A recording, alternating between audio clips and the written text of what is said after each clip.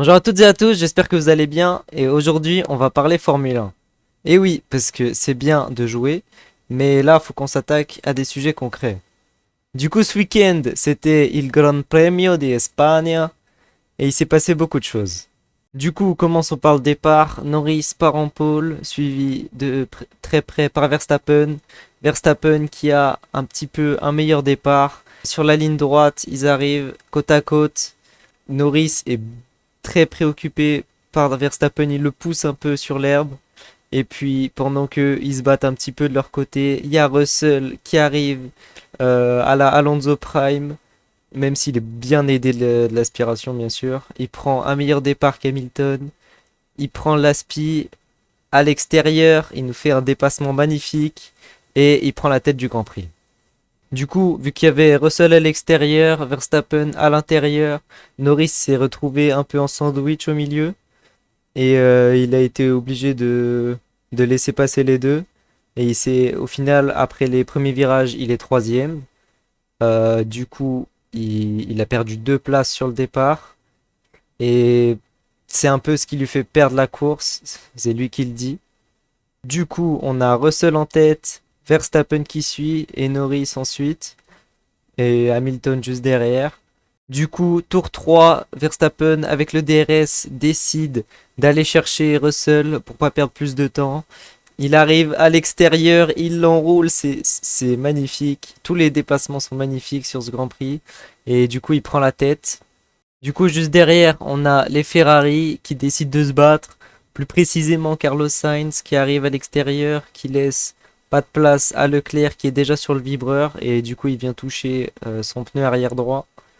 Après, on a la première vague d'arrêt au stand qui démarre avec Russell et Sainz. Russell qui a un arrêt un petit peu lent et qui arrive juste à côté de Sainz. Sainz qui doit lui laisser la place, sinon ça fait une unsafe release. Verstappen lui rentre un petit peu plus tard et Leclerc et Norris décident de rester en piste et de bénéficier d'air propre pour utiliser leurs pneus, vu qu'ils ont une très bonne dégradation des pneus. Après là, on va pas vraiment se concentrer sur Leclerc parce qu'il ne jouait pas la victoire, mais c'est plus Norris qui est important. Il a voulu prolonger pour après box, avoir des pneus plus frais, remonter sur tout le monde. Il avait plusieurs dépassements à faire, mais son but c'était bien de remonter sur Verstappen. Et Norris qui préfère aller chercher Max plutôt que de s'inquiéter de Russell ou quoi. Il veut aller chercher le meilleur résultat possible et c'est ce qui répond à son ingénieur. Entre-temps, on a Hamilton qui vient plonger à l'intérieur au premier virage avec l'aide du DRS bien sûr sur Carlos Sainz. Sainz qui se plaint alors qu'il a fait une manœuvre limite sur son coéquipier plus tôt. Du coup, après Norris box, il se retrouve derrière Sainz. Il doit redépasser Sainz, Hamilton et Russell pour aller chercher Max. C'est ce qu'il fait très bien avec des beaux dépassements jusqu'à ce qu'il arrive sur Russell. Russell qui va pas laisser sa place comme ça sans se battre. Et ils nous font une incroyable bataille. Du coup, Norris qui revient sur Russell. Ça se croise, ça se décroise dans les premiers virages. Norris qui arrive à l'extérieur. Il dépasse Russell, mais Russell revient avec un peu d'aspi. Et il tient à l'extérieur sur le virage 4. Norris peut pas ouvrir, du coup il est obligé de laisser de la place. Et après, ça arrive au virage 6, je crois. Norris, il prend large, il recroise, il a une meilleure impulsion avec ses pneus et il peut mieux freiner. Et ça y est, il l'a dépassé, mais ça nous a fait une belle bataille quand même. Mais bien sûr, pendant que ces deux-là se battent, qui c'est qui en profite? Verstappen. Verstappen qui, après cette bataille entre Norris et Russell, est à environ 9 secondes d'avance. Donc il en profite et là c'est Norris qui doit pousser, pousser et essayer de le rattraper. Du coup après Norris revient autour des 4 secondes de Verstappen, mais c'est déjà la deuxième phase des arrêts au stand. On a Russell et Sainz qui boxent et qui mettent les hards qui ne fonctionnent pas du tout. Du coup, Russell a du mal, il se fait dépasser par son coéquipier Hamilton. On demande à Sainz de laisser passer Leclerc pour essayer d'aller chercher Russell qui galère du coup.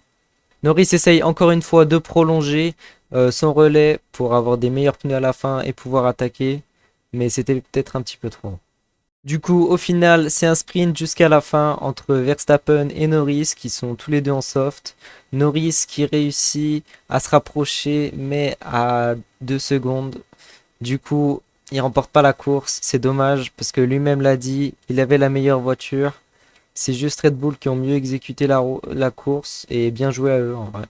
Juste derrière, à quand même 15 secondes, on retrouve Hamilton qui prend son premier podium depuis le Mexique de l'année dernière. Ça fait loin un petit peu, mais ça lui fait du bien. Il a dit que c'était une super course pour lui.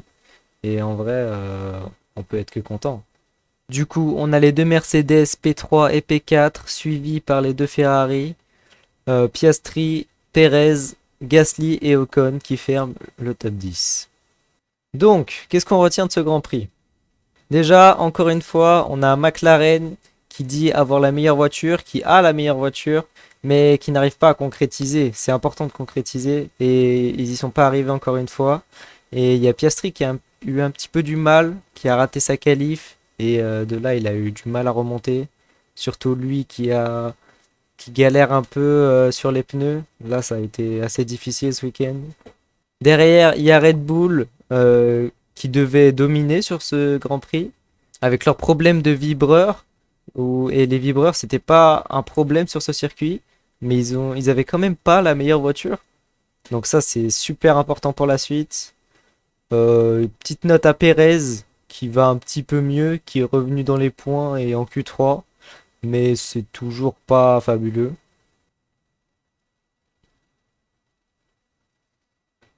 Ensuite, on a Mercedes qui confirme ses perfs du Canada.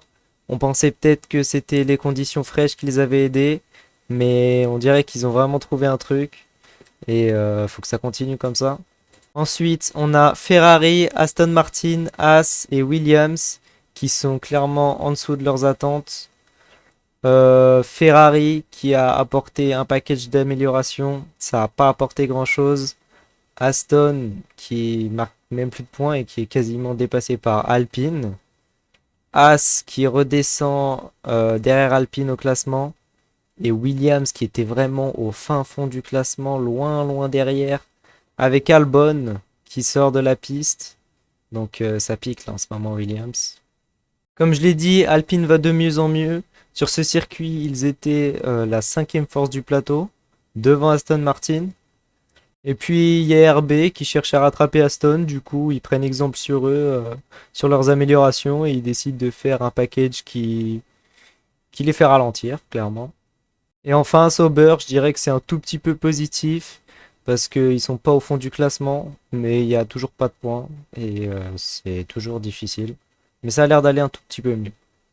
Au championnat, Lando prend la P2 à Leclerc, avec 69 points de retard sur Max Verstappen, c'est pas tant que ça en vrai.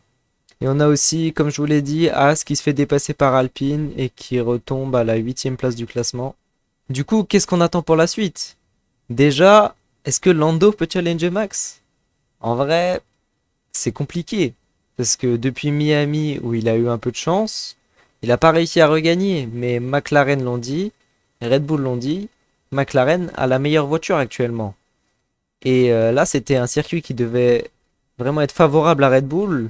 Et il devait vraiment dominer. Et McLaren avait une meilleure voiture. Donc, ouais, ça peut être très très intéressant à voir dans le prochain Grand Prix. Ensuite, est-ce que Mercedes peut rattraper McLaren ou Ferrari? Ça peut être possible si Piastri galère trop. Après, là, c'était un seul week-end.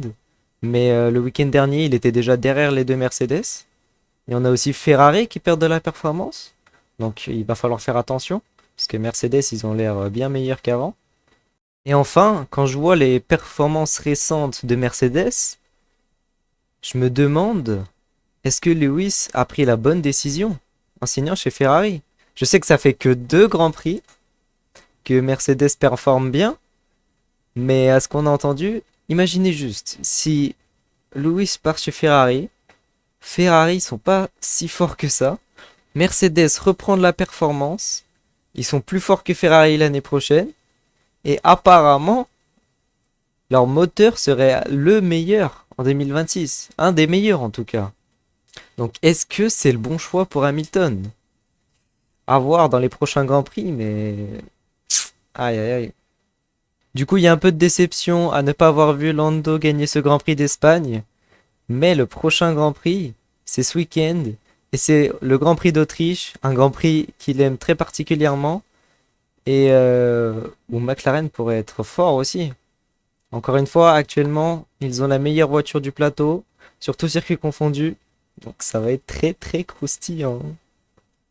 Dites-moi ce que vous avez pensé de ce Grand Prix en commentaire. Moi, je vais essayer de faire un petit live dimanche prochain pendant le Grand Prix. N'hésitez pas à liker et à vous abonner si vous avez aimé la vidéo. Et nous, on se retrouve bientôt dans de nouvelles vidéos. Salut!